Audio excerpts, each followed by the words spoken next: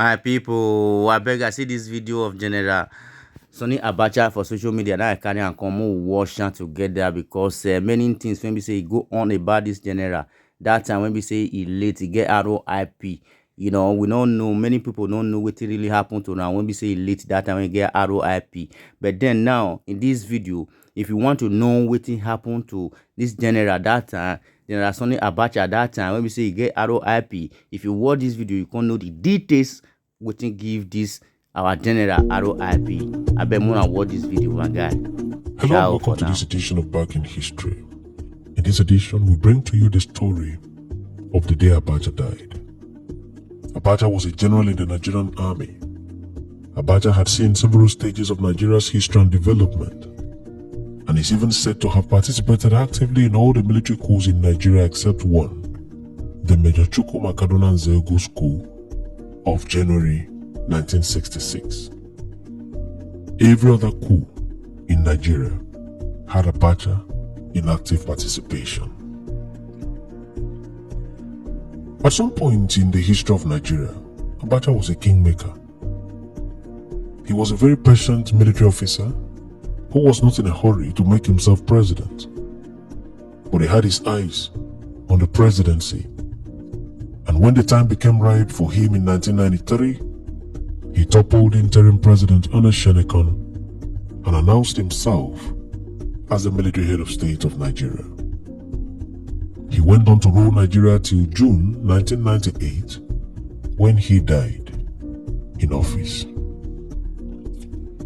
His death gave rise to many theories. A certain theory said that he was poisoned to death by Indian women of easy virtue who are said to have been imported into the Asurok villa for Abacha's pleasure. There is also the theory that said that he was killed by a close friend of his. There is another theory that said that he was killed by operatives that came to Nigeria a day before in the entourage of Yasser Arafat. There is also the theory that said that he died of cardiac arrest. Another theory said he died of natural causes. Whatever the truth may be, what is indisputable is the fact that General Sani Abacha died in the wee hours of 9th June 1998. This marked the end of the life and time of Nigeria's most dreaded and most feared military head of state. Perhaps the version of the story, as told by Major Al-Mustafa, Abacha's chief security officer, might be the most reliable version of the story of Abacha's death. In an interview granted to Chukwu Okocha of the This Day newspaper with the title, How Abacha Died, Al-Mustafa's version is, unquote, as follows. The sudden collapse of the health system of Abacha started on June 7, 1998 at the Abuja International Airport. Immediately after, one of the security personnel who accompanied Yasser Arafat of Palestine shook hands with him, unquote. Al-Mustafa added, shortly after the handshake, I noticed the change in the countenance of Abacha, and I immediately informed the ADC, Lieutenant Colonel Abdullah, who advised that we keep a close watch on him. Later in the evening, his doctor came around and administered injection on him. He was then advised to have a short rest, unquote. He stated further, I left the villa and went back home to rest. At about 5 a.m., the security guards ran to my quarters to inform me that Abacha was very unstable. I ran to the guest house of the head of state. When I got to his bedside, he was already gasping for breath. I immediately called Abacha's personal physician, Dr. Wali, who arrived at the villa in 8 minutes and gave Oga 2 doses of injection, one at the heart and another on the neck. This did not work. The head of state at this time had turned very cold. The doctor then told me that the head of state was dead, unquote. Al-Mustafa added further, "The story that my boss died on women is not true. It is a great lie.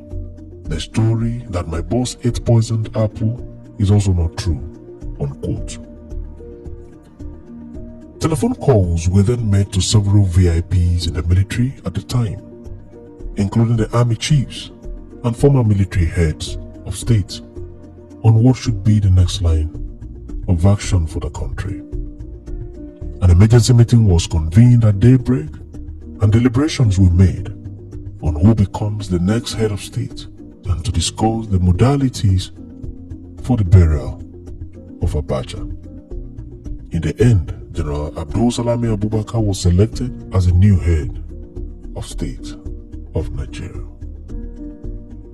Oji Ogbonnaya Oji, Radio Nigeria State House correspondent at the time, has stated in his book, Inside Asuro, that what followed was a conveyance of Abacha's body to Abacha's hometown of Kano for burial in the evening hours. Oji noted at page 145 of the book, and I quote, "We had already boarded the aircraft and almost getting set to take off when General Abdul Salami Abubakar curiously asked, 'Where is the corpse?' He was told that the corpse was in the hold. 'No, no, no. Bring it inside,' the general commanded. The corpse, which was not in a casket, was brought inside the plane and kept few seats away from where I sat. As the journey progressed, whenever there was turbulence, the body would shake, exposing the legs, which were partially covered.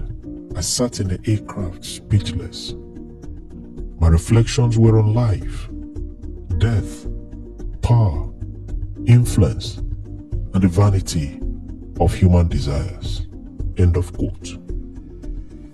The presidential jet touched down in Kano, and the remains of the head of state was conveyed in a motorcade to the Kano Central Mosque and then to his family compound, and the body was laid in the Abacha family mosque and then committed to Mother Earth in accordance with Islamic rites.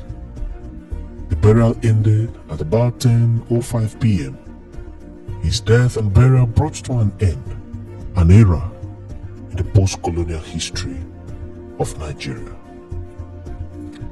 For some, Abacha was a good man. For others, he was a brutal dictator. Abacha was survived by a wife, Mariam, and 8 children. Thanks for watching this episode of Back in History, and do remember to subscribe to the channel and share the video with friends and loved ones.